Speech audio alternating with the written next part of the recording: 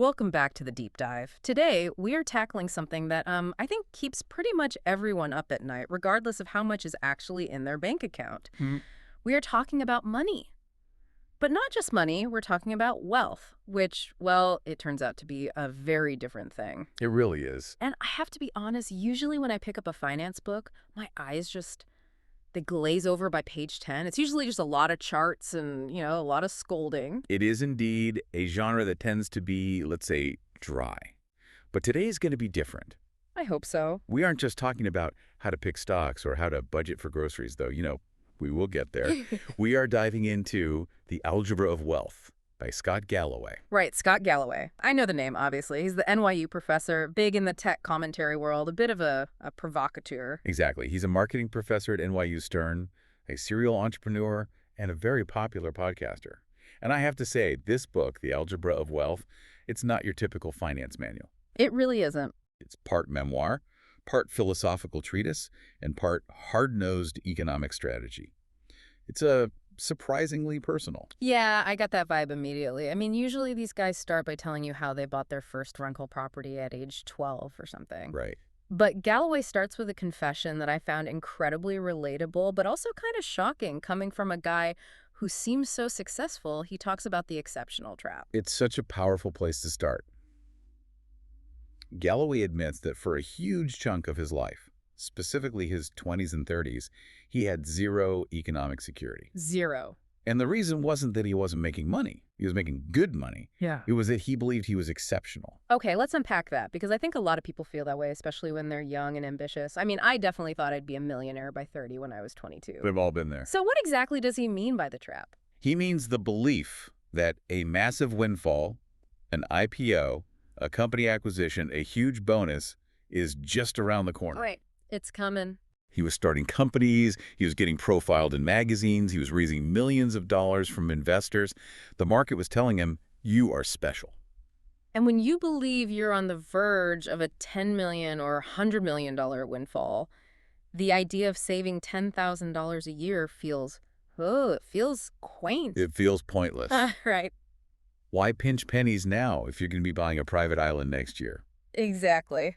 He asks, why sacrifice when so much more is right around the corner?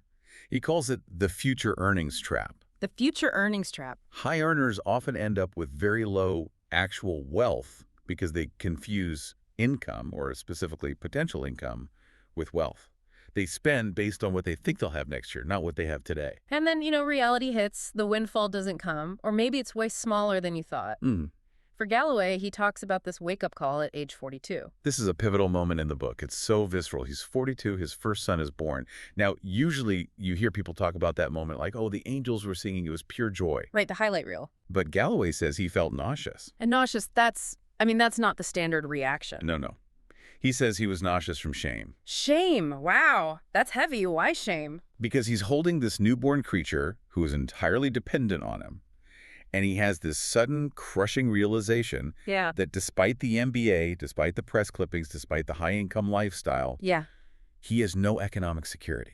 Wow. If the music stopped, if he got sick, if the market turned, he was in real trouble. So he felt he had failed his son before the kid was even an hour old. That's exactly it. That is such a powerful image. It really it cuts through the whole Instagram success filter we all live with. It does. And I think it sets the stage perfectly for what this deep dive is really about. It's not about getting rich for the sake of buying a yacht or, popping bottles. Yeah. It's about solving that nausea. It's about security. That is the core mission of this discussion. We're going to decode the specific formula Galloway proposes in the book. And he literally gives us a formula.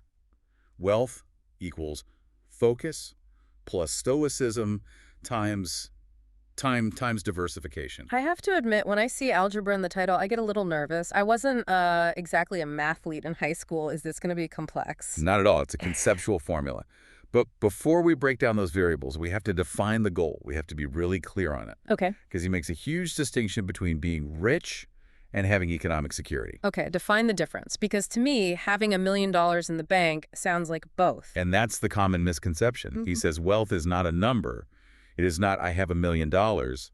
Wealth is an equation. An equation. Passive income must be greater than your burn rate. Passive income greater than burn rate. Okay, let's break that down slowly for everyone. What's a burn rate? Your burn rate is just what you spend. It's your total cost of living, rent, food, insurance, taxes, vacations, everything going out the door. Got it. And passive income. That's the magic stuff. It's the money you make while you sleep. Dividends from stocks, rent from a property, interest from bonds, money your money makes. So if I spend, say, $5,000 a month to live, and my investments pay me $5,001 a month. You are wealthy. Yeah. You are technically rich. You have reached freedom. Even if I'm only making 60 grand a year. Yes. You could be living in a small cabin in the woods, spending very little, but if your passive income covers it, you are free. Huh. Conversely, you could be an investment banker earning $2 million a year. But if you have 3 ex-wives, a private jet habit, and a massive mortgage, and your burn rate is $2.1 million, you're broke. You are poor. You are arguably poorer than the guy in the cabin because your stress levels are, they're through the roof. That brings up the concept of the permission slip he talks about. I loved this part. Me too. Because there is so much guilt around wanting money these days. It feels like if you say, I want to be wealthy, people look at you like you're greedy. There is that stigma. We live in a time of massive inequality, and there's a sentiment that every billionaire is a policy failure. And Galloway doesn't necessarily disagree with that societal critique. He's actually quite critical of how the system is rigged. Right. But he gives the reader a permission slip. He says, look, the system might be rigged, but you still have to live in it. Wanting to protect yourself and your family from anxiety is not greedy. It's necessary. Economic security is about controlling your time. That's the ultimate luxury, right? To be able to say no. Exactly. He has this great line, money swears at you when you don't have it, and it whispers comfort when you do. The goal is to stop the swearing so you can actually live your life. So, practically speaking, for everyone listening who wants to know the number, how do we actually calculate this? Okay, yeah. Because passive income burn rate sounds great, but how much money do I actually need in the bank to make that happen? Galloway gives a rough back-of-the-napkin math for this. He does, and we should absolutely walk through this. Yeah. Let's create a persona. Let's say we have a listener named Sarah. Okay, Sarah. Let's say Sarah is doing okay. She's calculated her life, and to live the way she wants, rent, travel, food, everything she needs, let's say $80,000 a year. Okay. Step 1 is to make sure that $80,000 includes taxes. Galloway really emphasizes this. You spend post-tax dollars, so you need to account for the government's cut. Good point. Let's assume the $80K is her total all-in burn. Got it. $80,000 out the door each year. To find her freedom number, she needs to multiply that annual burn by 25. By 25. Okay, doing the mental math. 80,000 times 25. That's $2 million. Correct. $2 million. Wow. Okay, why 25? Is that just a random multiplier he picked? No, not at all. It's based on the 4% rule in finance. The inverse of 4% is 25. The 4% rule. The standard economic theory is that if you have a diversified portfolio of stocks and bonds, you can safely withdraw 4% of that money every single year. Adjust it for inflation, and you will effectively never run out of money. Never. The growth of the market will, in theory, replenish what you take out. So if Sarah has $2 million invested, 4% of that is $80,000. She takes that out to live, and the $2 million stays roughly $2 million or even grows. Exactly. In good years, the market might go up 10%, so she takes her 4% and the pot gets bigger. In bad years, it might drop, but over a 30-year horizon, 4% is considered the safe withdrawal rate. $2 million. That sounds like a lot. I mean, for Sarah earning a normal salary, that might feel like climbing Everest. It is a lot, no question. But here is the beauty of the algebra. There are 2 ways to solve the equation.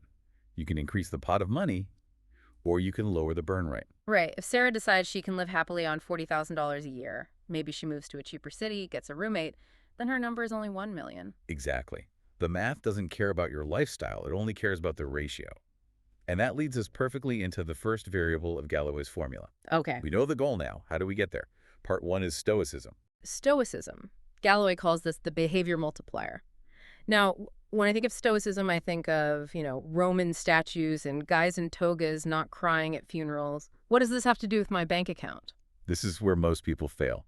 It's the whole game, really. Yeah. You can have the high income, you can have the luck, but if you don't have the behavior, the stoicism, you will never accumulate wealth. It's not about how much you make, it's about how much you keep. That's it. And Galloway frames this as a battle between capitalism and biology. And let me guess, biology is losing badly. It's getting crushed. Think about our evolutionary history. For 99% of human existence, Hundreds of thousands of years. What was the number one risk to your life? Starvation. A tiger eating you. Something like that. Mostly starvation, scarcity. Yep. So we evolved a very loud, very powerful instinct that Galloway calls YNSN. YNSN. You need stuff now. Right. If you were a hunter-gatherer and you saw a berry bush, you didn't say, I should, put these berries in a 401k for my later years. No, you ate them. All of them. Phew. Immediately. Because there was no refrigeration, and you might be dead next week. Gluttony was literally a survival strategy. But now we live in a world where there's a calorie on every corner and a credit card in every pocket. Exactly. We live in a world of abundance, but we have brains wired for scarcity. And capitalism has weaponized that. The entire consumer economy is an engine designed to hack your dopamine receptors and extract cash from your pocket by triggering that you need stuff now instinct. He tells this hilarious but actually kind of painful story about being in Budapest in his 20s to illustrate this. The fake Benjamin story. It's so good. Yeah. So he's traveling, he's young, he's totally broke, but he has these traveler's checks. Do you remember those? I do. The paper money you had to sign twice. A relic of the past. So he exchanges $300 for Hungarian forints, but because of the exchange rate, he gets this massive stack of bills. He says he felt like a gangster. He felt rich. It's the illusion of resources. And what is his immediate instinct? Does he think, I should ration this for the next 2 weeks of my trip? No, of course not. He walks down the street, feeling like a baller. He sees a shop window with a leather bag in it, and he decides, I must have that bag. He didn't need a bag. He didn't even know what the shop was. Turns out it was a shop that sold thread and needles, and the bag wasn't even for sale. It was just a prop. But the impulse was the point. He says it was like a demon took over his body. I have resources, therefore I must display them. And that display impulse is huge. It's not just about greed. It's about mating. Mating? Okay, explain that connection. How does buying a handbag connect to mating? It's the peacock's tail. In nature, animals signal their fitness to potential mates by displaying excess resources. Look at my giant, colorful tail. I am so healthy and strong that I can afford to waste energy growing this thing that makes it harder to fly away from predators. So when a guy buys a Ferrari, he's basically just growing a big, expensive peacock tail. 100%. It's the exact same biological impulse. Galloway tells the story of getting his first big bonus at Morgan Stanley, $30,000. In the 80s, right. So that was a lot of money. A huge amount of money. He never had more than $1,000 in the bank before. And what did he do? Did he invest it? No. He bought a BMW 320i, a navy blue one. A navy blue one. And here is the detail that is so cringy, but so perfect. He hung swim goggles from the rearview mirror. Wait, I remember reading this. This part killed me. Was he a competitive swimmer or something? He says he swam maybe once a week. He was not Michael Phelps. So why the goggles? He hung them there to signal to any potential mate who looked in the car that he was fit, athletic, and disciplined. The car signaled resources. The goggles signaled vitality. It's all a mating dance. It's funny, but it's also tragic because that $30,000, if he had just invested it in the S&P 500 back then. Oh, it would be worth millions today. Millions. That is the real cost of a lack of stoicism. Yeah. But there is a deeper, darker side to this need for money, and Galloway goes really deep here. It's not just about showing off. It's about trauma. Yes. This is the part of the book that really stopped me in my tracks. The glove story. I feel like we have to tell this properly because it explains so much of his psychology. It is the emotional anchor of the entire book. Yeah. So fast forward. Galloway is successful now. He's doing well. He's on a ski trip in Courchevel, which is this incredibly fancy French resort. The kind of place with 80-euro kids' gloves. Exactly. He's with his son, who is about 11 at the time. And something happens that seems minor. His son loses a glove. Right. A totally normal kid thing to do. They're getting ready to ski, and the kid realizes one glove is gone. Now, Galloway's annoyed. Parents know this feeling. But he's trying to be chill. He says, it's okay, buddy. We'll just get another one. But the kid's reaction isn't normal. No.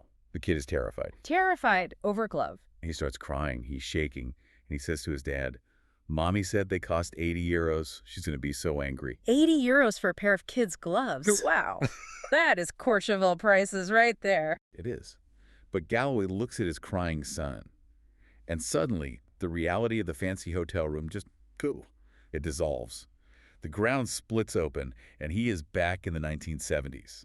He's 9 years old again. This flashback is just brutal. He was raised by a single mom, right? Yes. His mother was a secretary. They had no money.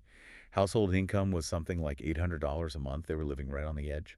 And he recalls this specific memory about a jacket. He needed a winter jacket. So they scraped together the money and went to Sears. They bought a jacket for $33. Which for them was a huge expense. That was groceries for 2 weeks. It was a massive deal. And then 2 weeks later, he loses it.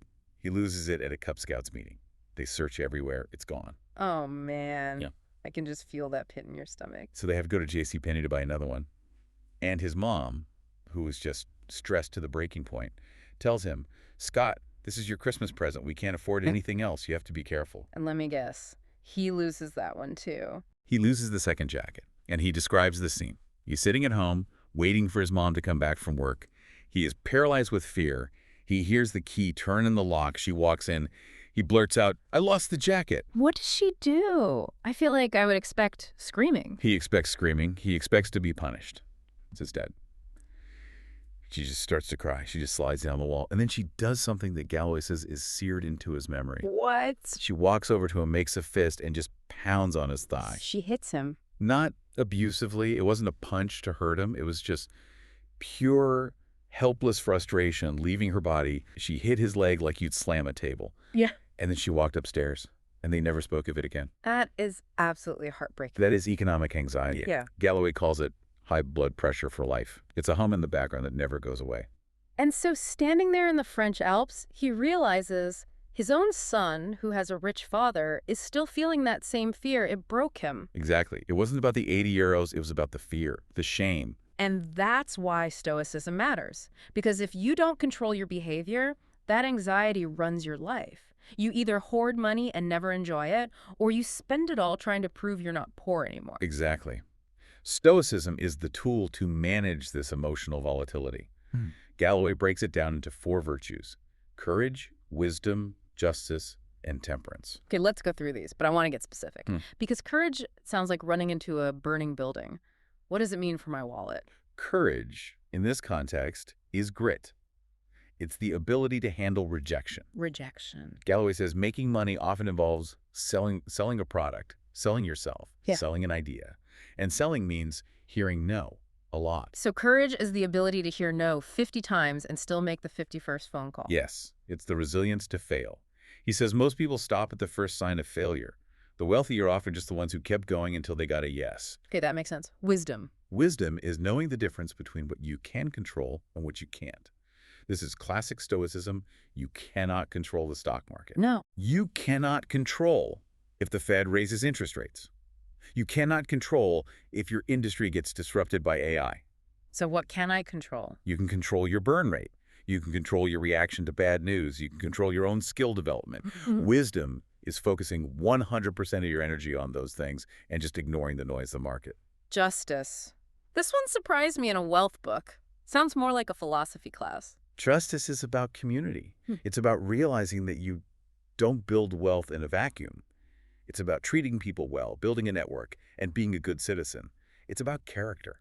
And finally, the big one. The one that fights the BMW impulse.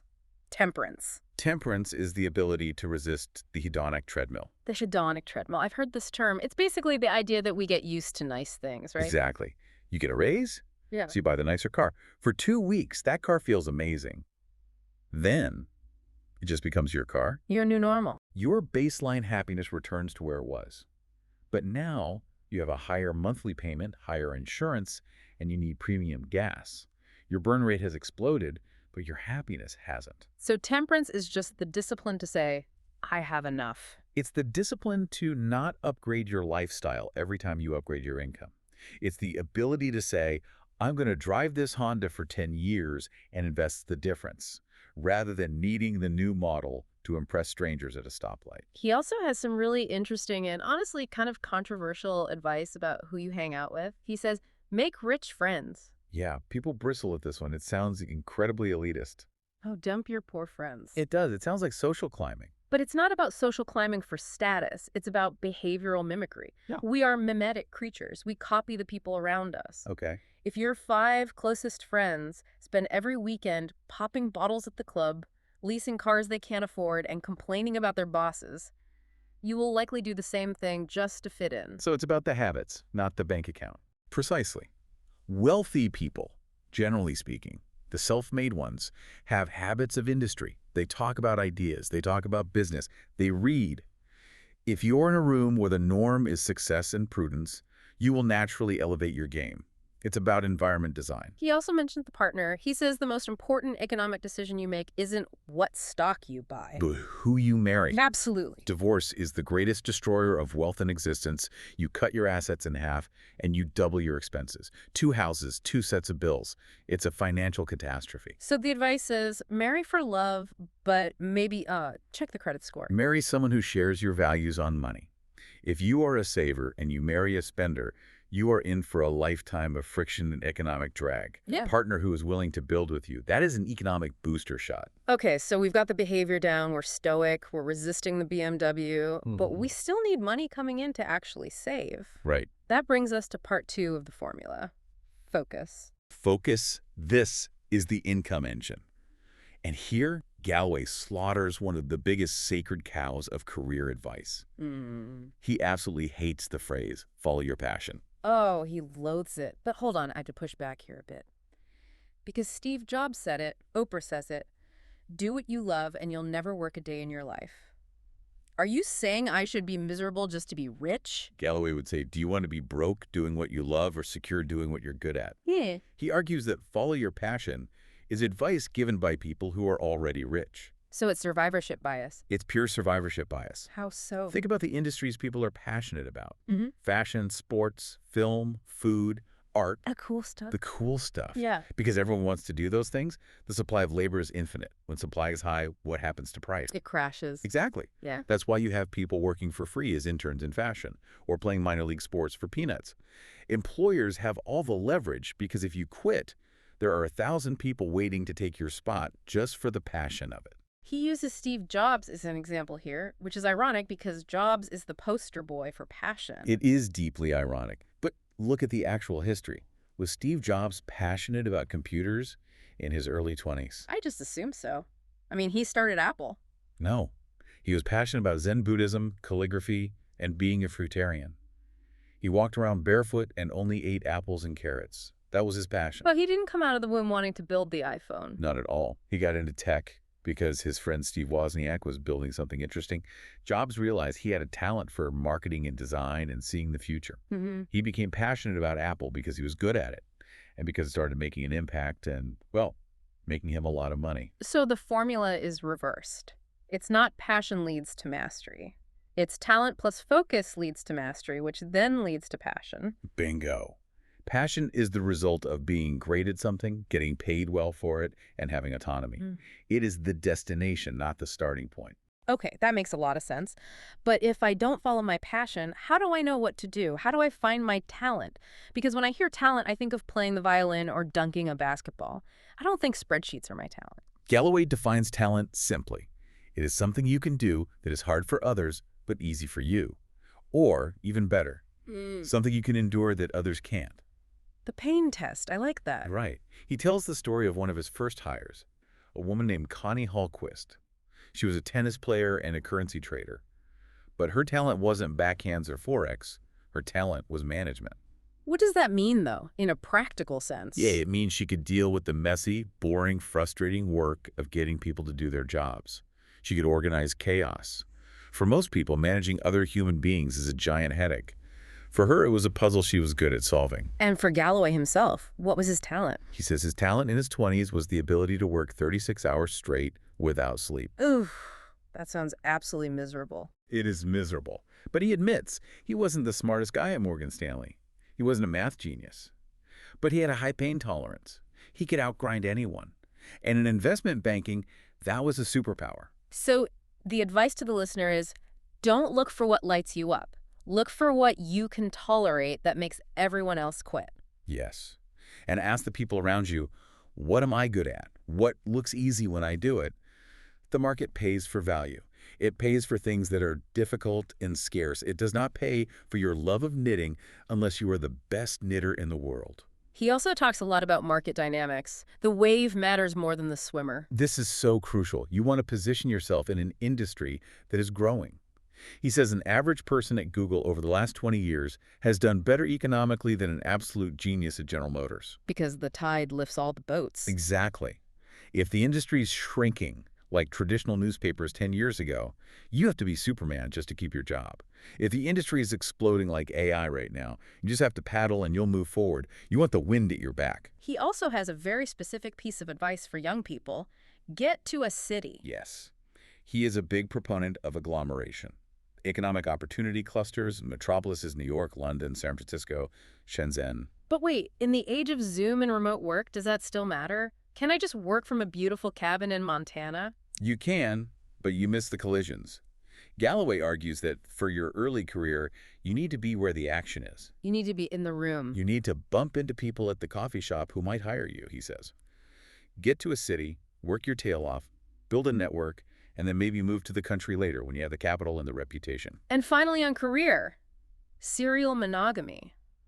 This one hit home for me because everyone has a side hustle these days. Everyone is a DJ slash baker slash consultant. Galloway is anti-side hustle, at least for the early career, he says. Don't dilute your focus. If you have a job, give it 110%.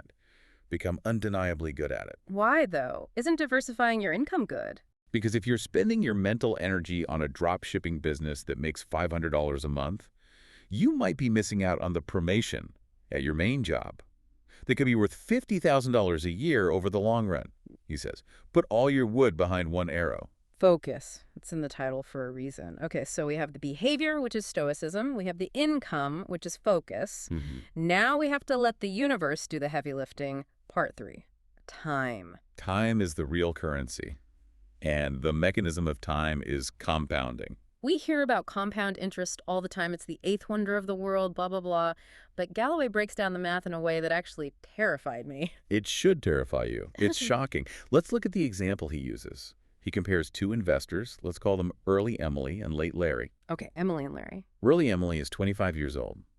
She decides to invest $12,000 a year. That's $1,000 a month. She does this for 10 years until she's 35, and then she stops. She stops completely. No more money in. Completely. She never puts another penny in. But she leaves the money there to grow at, say, an 8% annual return. So total invested, $120,000. Got it. Now Larry. Late Larry parties through his 20s and 30s.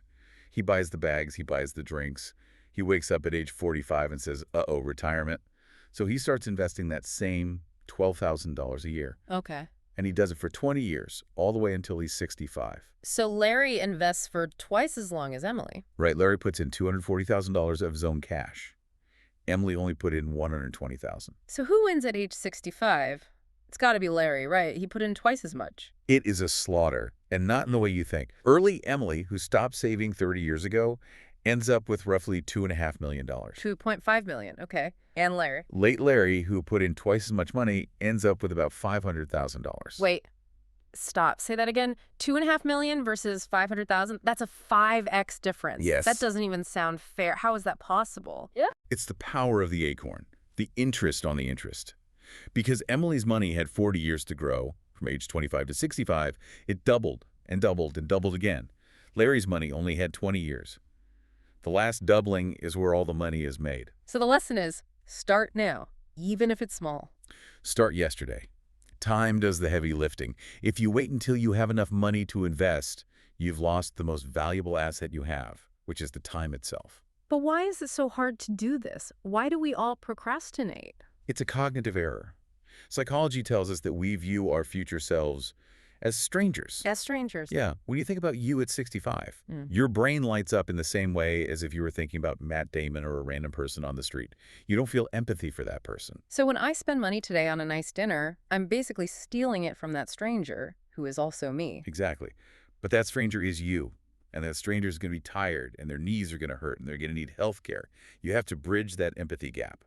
You have to take care of the old you today. Galloway suggests a strategy for managing this money flow called the 3 buckets. I found this really helpful because I hate complex accounting. It's a great visualization. Bucket 1 is consumption. That's your waterline budget. Rent, food, Netflix. The money you need to survive day to day. Bucket 2. Intermediate. This is for things 3 to 5 years out. A wedding, a house down payment, a car. This money shouldn't be in the stock market because you might need it soon, and the market is volatile. Okay. And bucket 3. Long term, the freedom bucket. This is money you never, ever touch. It's for your future self. It goes into stocks, real estate, tax-advantaged accounts. And his advice for young people regarding that long-term bucket is very specific. Always take the match. Always. If your employer offers a 401k match, that is free money. It is a guaranteed 100% return on investment. There is no other investment in the world that gives you that. So if you don't take it... You are literally leaving part of your salary on the table. It's like walking past a pile of cash on the floor every 2 weeks. And he's big on tracking. What gets measured gets managed. He uses a nutrition app to track his calories because he's not naturally good at eating healthy. He says you need to do the same for money. You need to know where the leaks are. Are you spending $400 a month on streaming services you don't watch? Are you spending $15 a day on lunch? You can't fix it if you don't see it. Okay, so we're saving, we're letting time work, but where do we put the money? That's the final piece of the formula. Part 4, diversification. The shield.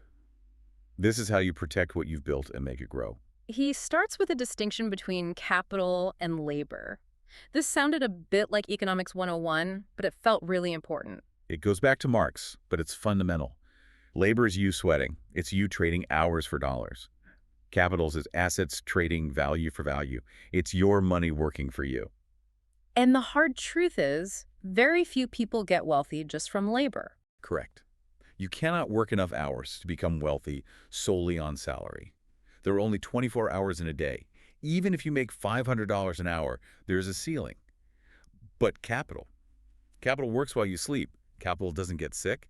Capital doesn't take vacations. So the goal of the game is to convert your labor into capital. Exactly. You sweat at your job, which is labor. You take the surplus cash, and you buy assets, which is capital. Eventually, the assets generate enough money that you don't have to sweat anymore.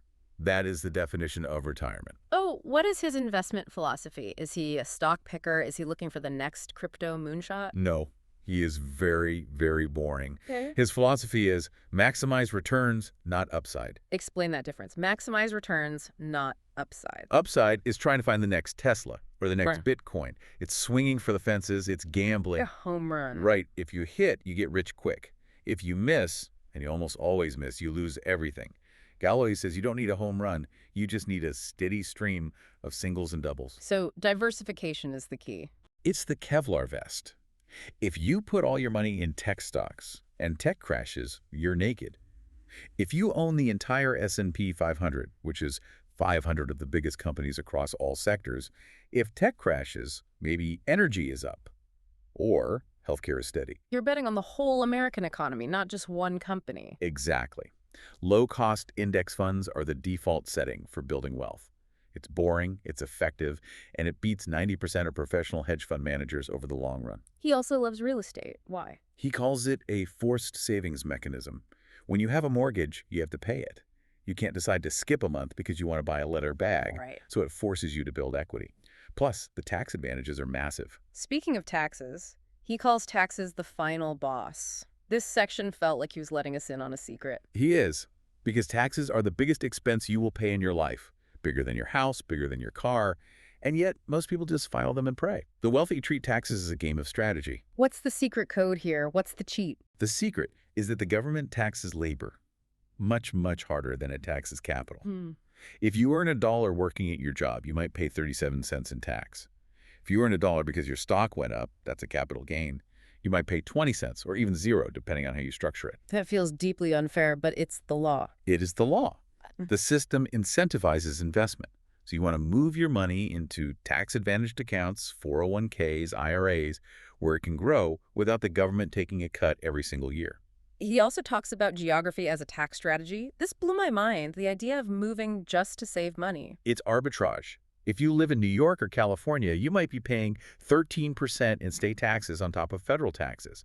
If you live in Florida or Texas, you pay 0% in state taxes. So if you're making a high income or you're about to sell a business, Moving your residency to a zero-tax state for that year can save you literally millions of dollars, he says. Live in the city when you're building your career for focus, but consider moving to a low-tax state when you are harvesting your wealth. And what about what not to do? He has a very strong warning about day trading. He calls it gambling, because it is. The stats are crystal clear. Roughly 80 to 90% of day traders lose money. Why? You are playing against supercomputers, algorithms, and Goldman Sachs. You are the patsy at the poker table. He quotes the Kenny Rogers song, The Gambler. You gotta know when to walk away. But in day trading, the house always wins eventually.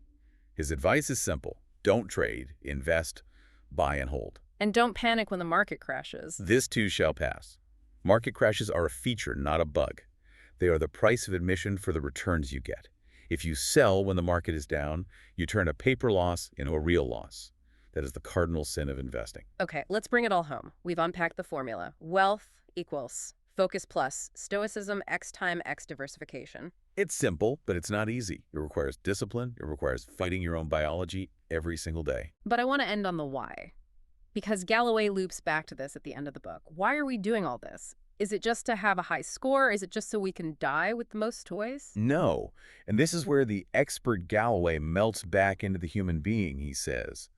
The ultimate objective is to enjoy a life rich in relationships, not to die with the biggest number in the bank. He uses this beautiful analogy about a surfboard. Right. He says work should be a surfboard, not a life preserver. I love that. Explain it. If you are working because you have to, because you are drowning in debt and bills, work is a life preserver. You are clinging to it for survival. It's stressful. It's desperate. But if you have economic security, Then work is a surfboard. You ride it because it's fun. You ride it because you enjoy the challenge. And if a wave knocks you off, you just paddle back out. You don't drown. that distinction changes everything. It changes how you show up for your family, your friends, your community. Exactly. When you aren't radiating economic anxiety, you can be present. You can be generous. You can be the person you actually want to be. So here is the final provocative thought for everyone listening. I want you to look at your life right now. Look at your focus, your job. Look at your burn rate, your spending. And ask yourself, are you on a path to freedom? Or are you just on a path to a more expensive lifestyle? Because the math doesn't care about your intentions. It doesn't care if you're a good person. It only cares about your actions. And if the answer is more expensive lifestyle, don't panic. Just go back to the algebra. Fix the variables, increase the focus, dial up the stoicism, and let time start working for you today. Start now. Thanks for diving deep with us. We'll see you next time.